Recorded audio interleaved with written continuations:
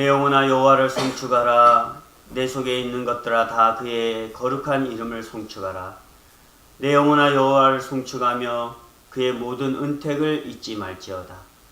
그가 내 모든 죄악을 사하시며 내 모든 병을 고치시며 내 생명을 파멸에서 속량하시고 인자와 긍휼로 간을 씌우시며 좋은 곳으로 내 소원을 만족하게 하사 내 청춘을 독수리같이 새롭게 하시는도다. 여호와께서 공의로운 일을 행하시며 억압당하는 모든 자를 위하여 심판하시는도다. 그의 행위를 모세에게 그의 행사를 이스라엘 자손에게 알리셨도다. 여호와는 긍휼이 많으시고 은혜로우시며 노하기를 더디하시고 인자하심이 풍부하시도다. 자주 경책하지 아니하시며 노를 영원히 품지 아니하시리로다. 우리의 죄를 따라 우리를 처벌하지는 아니하시며 우리의 죄악을 따라 우리에게 그대로 갚지는 아니하셨으니 이는 하늘이 땅에서 높음같이 그를 경외하는 자들에게 그의 인자하심이 크심이로다. 동이 서에서 먼 것 같이 우리의 죄가를 우리에게서 멀리 옮기셨으며 아버지가 자식을 긍휼히 여김같이 여호와께서는 자기를 경외하는 자를 긍휼히 여기시나니 이는 그가 우리의 죄질을 아시며 우리가 단지 먼지뿐임을 기억하심이로다. 인생은 그날이 풀과 같으며 그 영화가 들의 꽃과 같도다. 그것은 바람이 지나가면 없어지나니 그 있던 자리도 다시 알지 못하거니와 여호와의 인자하심은 자기를 경외하는 자에게 영원부터 영원까지 이르며 그의 의는 자손의 자손에게 이르리니 곧 그의 언약을 지키시고 그의 법도를 기억하여 행하는 자에게로다. 여호와께서 그의 보좌를 하늘에 세우시고 그의 왕권으로 만유를 다스리시는도다. 능력이 있어 여호와의 말씀을 행하시며 그의 말씀의 소리를 듣는 여호와의 천사들이여 여호와를 송축하라. 그에게 수종들며 그의 뜻을 행하는 모든 천군이여 여호와를 송축하라. 여호와의 지으심을 받고 그가 다스리시는 모든 곳에 있는 너희여 여호와를 송축하라. 내 영혼아 여호와를 송축하라. 아멘. 하나님께 감사와 찬송을 드리라 라는 제목으로 우리 윤 목사님께서 말씀 증거하시겠습니다.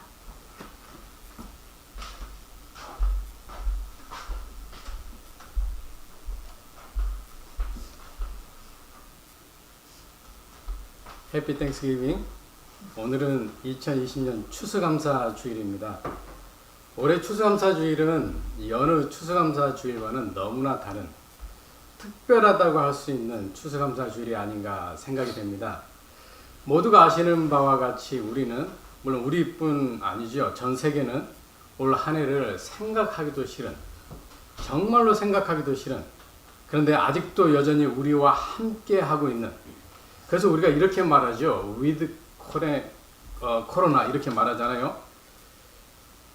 이런 끔찍한 상황을 아무런 준비됨도 없이 또 완전히 무방비 상태로 우리는 그렇게 맞닥뜨렸고, 또 어떤 표현이 가장 정확한 표현일지 모르겠지만 처절한 몸부림을 치면서 어떻게 하루하루를 보내면서 오늘의 여기까지 오지 않았나 그렇게 생각이 됩니다. 물론 이 시간들 속에는 이루 말할 수 없는 큰 아픔과 슬픔을 겪으신 수많은 분들이 계신 것을 생각하면 또한 무거운 마음을 금할 길이 없습니다. 2020년 추수감사 주일에 하나님께서 그분들과 또한 여기 있는 우리와 그 외의 지구촌의 모든 분들을 하나님의 따뜻한 위로와 소망의 은총으로 덮어주시기를 바라는 마음이 간절합니다. 에베네셀이라고 하는 말이 있지요. 여호와께서 여기까지 우리를 도우셨다라고 하는 이 말씀, 39권의 구약 성경 중에 사무엘상 7장 12절에 기록되어 있는 단순한 하나의 말씀이 아니라 2020년을 살아가고 있고 또 계속해서 살아가야 하는 우리에게와 또한 우리의 후손에게 주신 참되고 살아있는 하나님의 영원한 말씀이라는 것을 이 코로나의 시간들을 통해서 다시 한번 가슴 깊이 되새기게 됩니다. 우리가 오늘 함께 본 시편 103편은 표제어에 보면 다윗이 지은 시다라고 써 있습니다. 그렇지만 이 시는 감사 예배 시로 또한 일컬어집니다. 다윗은 그 자신과 이스라엘에게 하나님께서 베푸신 은혜와 축복을 생각할 때 도저히 감사드리지 않고는 견딜 수 없는 그 마음속 깊이 그런 것을 느끼면서 본 시편을 작시한 겁니다. 또한 본 시편에서 보면 송축하라라고 하는 이 말씀이 7번이 나옵니다.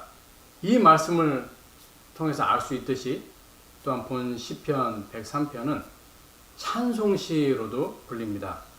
송축하라라고 하는 이 히브리어의 뜻은 축복하다라는 그런 의미가 있습니다.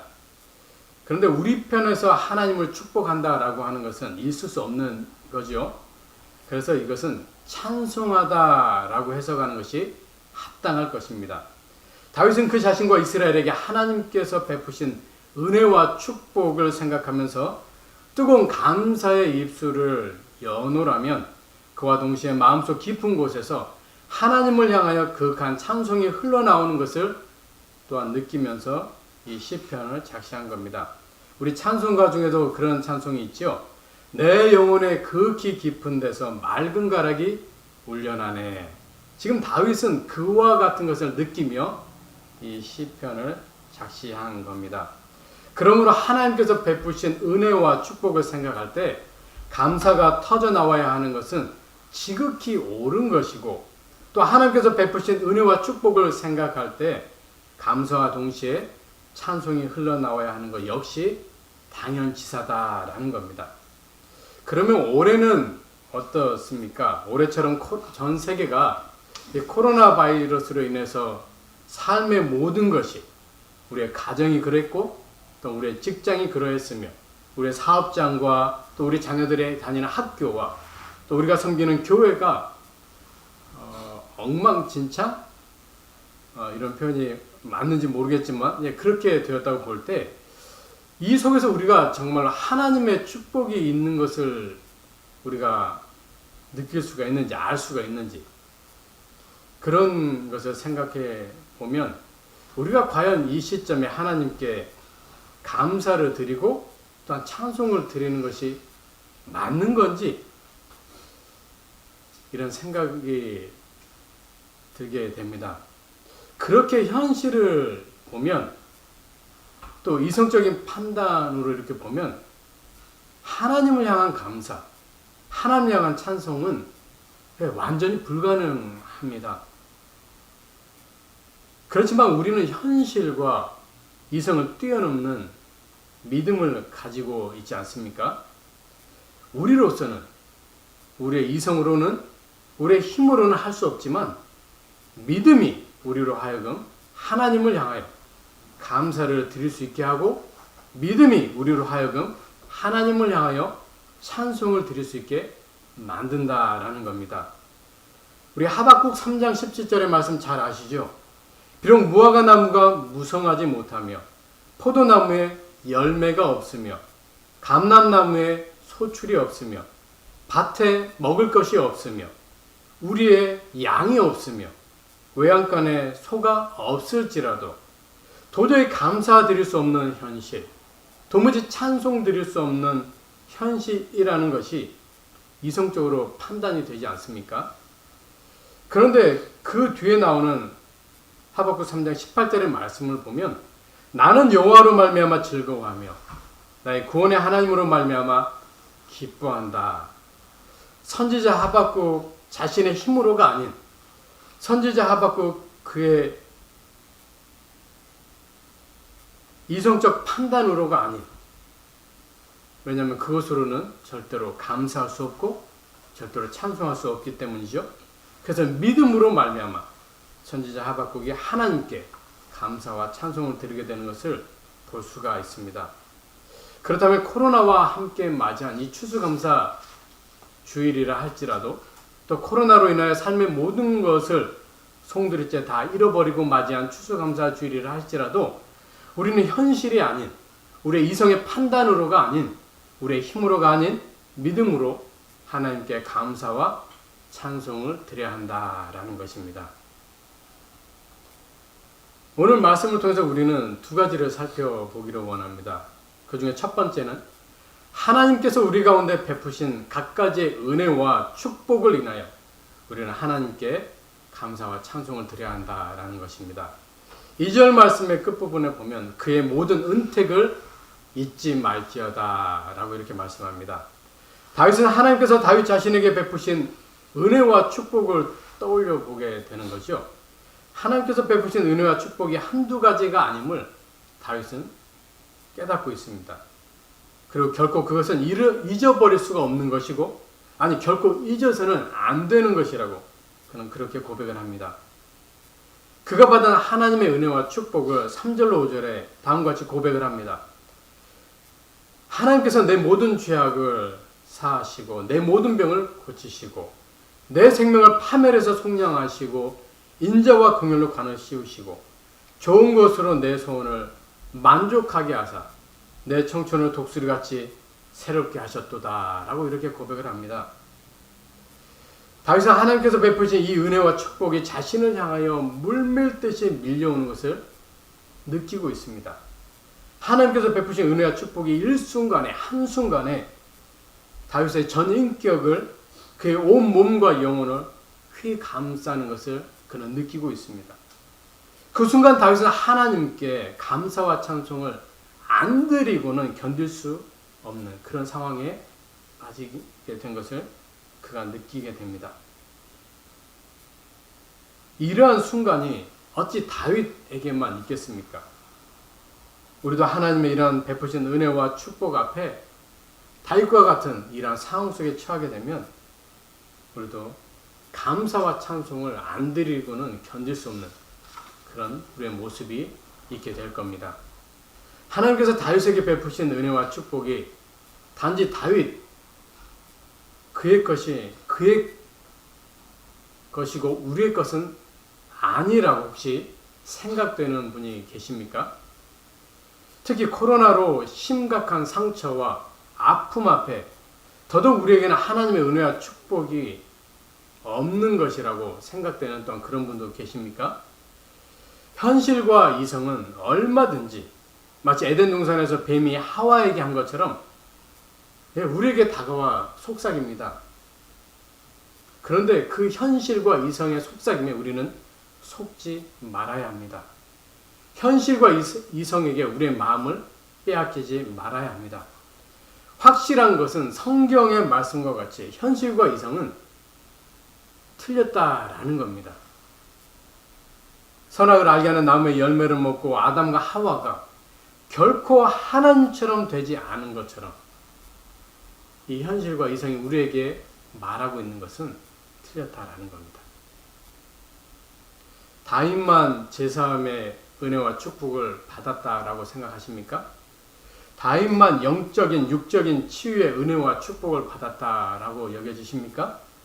다윗만 예수 그리스도 안에서 구속의 은혜와 축복을 받았다라고 생각이 되십니까? 다윗만 언약에 기초한 변함없고 신실한 하나님의 사랑의 은혜와 축복을 받은 것일까요? 다윗만 남부럽지 않은 흡족함의 새로운 은혜와 축복을 받은 것처럼 보이십니까? 하나님께서 다윗에게 이와 같은 은혜와 축복을 베푸셨다면 하나님은 정말로 그렇게 하셨습니다.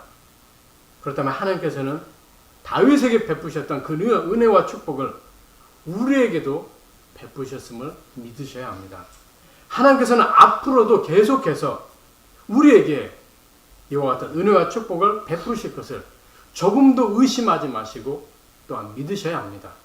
그렇다면 비록 코로나로 인하여 중앙 상처와 아픔 속에 맞이하는 추수감사 주일이라 할지라도 하나님께서 베푸신 이 은혜와 축복이 다윗처럼 우리를 향하여 물밀듯이 밀려올 것이고 또 하나님께서 베푸신 그 은혜와 축복이 우리를 송두리째 휘감을 것이고 그로 인하여 우리는 다윗처럼 감사와 찬송을 안 드리고는 견딜 수 없는 그런 우리의 모습이 또한 되게 될 겁니다.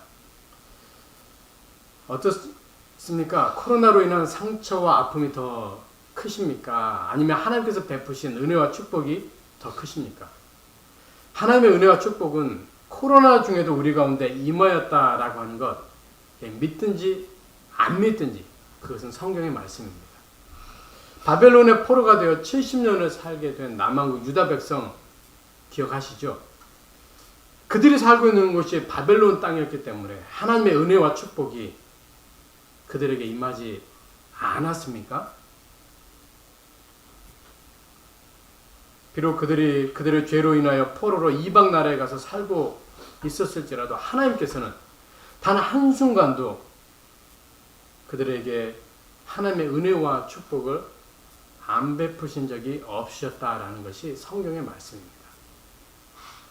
코로나로 인한 상처와 아픔이 지금 당장은 어찌 보면 하나님께서 베푸신 은혜와 축복보다 더 크고 더 중하게 여겨지실 수도 있겠지만 반드시 하나님께서 그 모든 것 다 치유해 주실 것이고 또 회복시켜 주실 것은 분명한 사실이다라는 겁니다.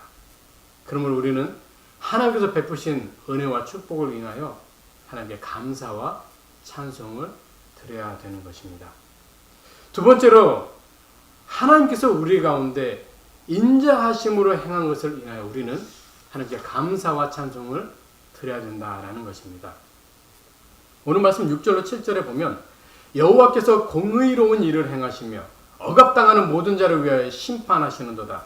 그의 행위를 모세에게 그의 행사를 이스라엘 자손에게 알리셨도다 라고 말씀합니다. 다윗은 하나님께서 이스라엘을 위하여 행하신 일을 기억하고 있습니다. 그 일을 돌이켜 생각해 보면 어찌 하나님께 감사와 찬송을 드리지 않을 수가 있을까라는 이런 진정한 마음이 생기고 그와 함께 가슴 깊은 곳이 뜨거워지는 것을 그는 느끼면서 이 시를 쓰고 있는 겁니다. 그러면 다윗의 기억 속에 가장 진하게 남아있는 하나님께서 이스라엘을 위하여 행하신 일이 무엇일까요?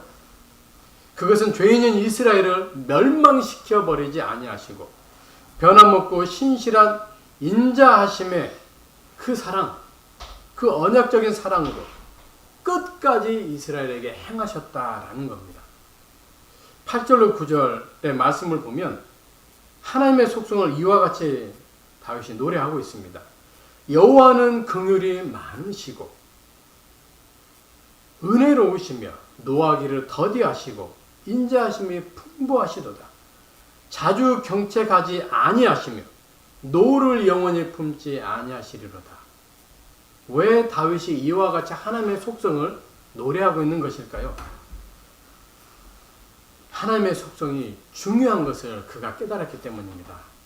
다윗은 이 하나님의 속성을 그래서 잊지 않고 기억했던 거예요. 우리도 반드시 하나님의 속성을 기억해야 합니다. 왜냐하면 하나님께서 이스라엘에게 그와 같이 행하셨던 것처럼 오늘의 우리에게도 하나님 그와 같이 행하고 계시기 때문입니다. 정말로 그럴까요? 우리 8절에 있는 이 말씀, 8절 9절에 있는 말씀을 우리 반대로 한번 읽어봅시다. 여호와는 긍휼이 안 많으시고 여호와는 안 은혜로우시고 여호와는 노하기를 더디 안 하시고 여호와는 인자하심이 안 풍부하시다. 여호와는 자주 경책하신다. 여호와는 너를 영원히 품어버리신다. 8절로 9절의 말씀을 반대로 읽게 되면 하나님의 속성의 모습은 8절 9절에 있는 말씀과 완전 반대되는 그런 모습으로 나오게 됩니다. 만약 하나님께서 하나님의 속성이 우리 가운데 이와 같이 나타났다라고 하면, 만약 하나님의 속성이 이스라엘 가운데 이와 같이 나타났다라고 하면 지금까지 살아남아있는 사람은 아무도 없게 됩니다. 분명 그렇습니다. 한마디로 말하면 완전 다 죽음인 겁니다. 다 죽음입니다. 그런데 하나님의 속성은 우리가 그런 죄악 중에 있다 해도 이렇게 안 하셨다라는 겁니다. 혹 이렇게 하셨다 해도 바로 우리를 진노해버리고 우리를 저주하셔서 우리를 영원한 사망 가운데 처하도록 안 놔두셨다라는 겁니다. 그렇다면 오늘 우리가 믿고 있는 이 하나님은 정말 너무 좋으신 하나님이시다는 것을 우리는 이 말씀 속에서 보게 되는 겁니다. 우리가 믿는 하나님 정말 좋은 하나님이다라는 것. 그런데 이 하나님의 속성이 이 인자하심의 하나님의 속성이 특별히 어떤 하나의 반응을 하세요. 그것이 죄에 대한 겁니다. 인자하신 하나님이시지만 우리의 죄에 대해서는 하나님이 반드시 반응을 하신다라는 겁니다. 왜 그러실까요? 하나님은 공의로우시기 때문에 그래요. 하나님의 공의의 속성이 우리의 죄를 향해서 반응을 나타내는 거예요. 하나님의 공의의 속성은 우리의 죄에 대해서 항상 공명하고 정대하십니다. 그렇게 나타났어요. 그런데 10절의 말씀을 보면 좀 다른 느낌을 우리가 느낄 수 있어요. 10절 말씀을 보면 우리의 죄를 따라 우리를 처벌하지는 아니하시며 우리의 죄악을 따라 우리에게 그대로 갚지 아니하셨다라고 말씀을 하세요. 분명 우리가 성경으로 믿기로는 하나님은 우리의 죄에 대해서 공명정대하셔야 하는데 이 말씀을 보면 좀 그렇지 않으신 것 같아요. 만약 하나님께서 우리에게 그와 같이 행하셨다라고 하면 우리 가운데는 그 즉시로 죽음인 겁니다. 근데 하나님께서 우리에게 우리의 죄를 인하여 벌을 하시고 처벌을 하시기는 분명하시지만 그대로는 안 하신다라는 거예요. 하나님의 인자하심이 그 속에 함께 있는 가운데 우리에게 하나님이 우리의 죄를 다루신다라는 겁니다. 그럼 왜 하나님께서 이와 같이 우리 가운데 대하시는 것일까요? 11절 말씀을 보면 하늘이 땅에서 높음 같이 그를 경외하는 자에게 그의 인자하심이 크시기 때문이다 라고 말씀을 합니다. 분명 우리에게 공명정대하게 행하시지만 하나님의 인자하심 또한 하늘과 땅의 높음과 같이 그렇게 크기 때문에 하나님은 우리에게 이와 같이 행하신다라는 말씀. 우리가 잘 아는 복음성가에 보면 우리에게 향하신 여호와의 인자하심이 크고도 크다라고 우리가 고백하잖아요. 하나님께서 우리에게 하나님의 인자하심을 베푸신 그것을 우리가 자로 잰다라고 하면 이 땅에서부터 하늘 끝까지 하늘 끝. 우리가 하늘의 끝 알 수 있습니까? 우리는 하늘의 끝을 알 수 없어요. 그냥 보면 하늘이다라고 우리가 하는 거지요. 그 하늘의 끝이 정말 어딜까 우리는 모릅니다. 측량할 수 없는 하나님의 인자하심에 대해서 이렇게 문자적으로 표현한 겁니다. 그럼 17절에 또 있습니다. 여호와의 인자하심은 자기를 경외하는 자에게 영원부터 영원까지 이른다라고 하는 이 말씀. 하나님의 인자하심은 영원 무궁 그 자체다라는 겁니다. 시간적으로 표현하는 것으로 이 하나님의 인자하심을 다시 말한다고 하면 하나님께서 존재하시는 그 시간부터 하나님께서 존재하시는 그 시간까지다라는 거예요. 하나님의 존재하심과 같이 하나님이 우리 가운데 하시는 인자하심이 똑같다라는 겁니다. 우리는 하나님이 언제부터 존재하시는지 알지 못해요. 또 우리는 하나님이 언제까지 존재하실지 우리는 알지 못해요. 성경의 말씀에 따르면 하나님은 영원부터 존재하셨고 또한 영원까지 하나님은 존재하시는 것을 우리는 믿고 있어요. 그와 같이 하나님께서 죄인인 우리 가운데 베푸시는 인자하심은 영원부터 영원까지다라는 그런 말씀입니다. 근데 왜 하나님께서 이와 같이 하시는 거예요? 우리를 사랑하시기 때문에 그래요. 우리를 사랑하시기 때문에 하나님 이와 같이 하시는 겁니다. 12절로 13절에 우리를 사랑하시는 모습이 나와요. 동이 서에서 먼 것 같이 동쪽 서쪽이 먼 것 같이 하나님께서 우리의 죄과를 우리에게서 멀리 옮겨버리셨고 아버지가 자식을 긍휼히 여김 같이 하나님께서는 자기를 경외하는 자를 긍휼히 여기신다라고 말씀하세요. 하나님은 우리를 사랑하셔서 우리를 깨끗하게 하시기를 원하시고 우리를 정결하게 하시기를 원하시고 우리에게 있는 흠을 없애버리시기를 원하시고 우리에게 있는 티도 없애버리시기를 원하셔서 우리를 거룩하게 만드시기를 원하셔. 하나님은 예수 그리스도의 십자가의 구속으로 우리의 죄를 동쪽이 끝이 없고 서쪽이 끝이 없음 같이 무슨 말이에요? 동쪽과 서쪽은 단지 방향만 가리키는 것뿐이에요. 동쪽의 끝을 여러분 아십니까? 또한 서쪽의 끝도 여러분이 어딘지 아십니까? 우리는 알지 못해요. 동쪽의 끝이 어딘지 서쪽의 끝이 어딘지 알지 못해요. 그와 같이 하나님은 우리의 죄를 멀리 멀리 멀리 보내버리셨다라는 거예요. 또한 하나님께서는 아버지의 그 크고도 넓은 사랑으로, 우리 누가복음 15장의 그 탕자를 기다리는 아버지 모습 잘 아시잖아요. 탕자가 아버지의 품을 떠났다가 다시 그 아버지의 품으로 돌아오는데 크고도 넓은 그 사랑으로 아버지가 다시 품어주시는 거 알잖아요. 그와 같이 하나님은 우리를 다시 찾아와 주셨다라는 사실, 우리를 사랑하셨기 때문에 이와 같이 행하셨다라는 거예요. 다윗은 하나님의 인자하심의 속성 앞에 서 있는 그 자신을 보면서 참 나는 발에 밟히는 먼지 정도밖에 지나지 않는 그런 거구나 라고 그가 뼈저리게 깨닫습니다. 14절 말씀에 먼지라는 표현이 나와요. 내 자신, 하나님의 이 속성 앞에, 인자하심의 속성 앞에 서 있는 내 자신을 보니까 나는 우리 사람들이 밟고 다니는 그 땅의 먼지 같은 그런 존재로 여겨진다라고 고백하는 거예요.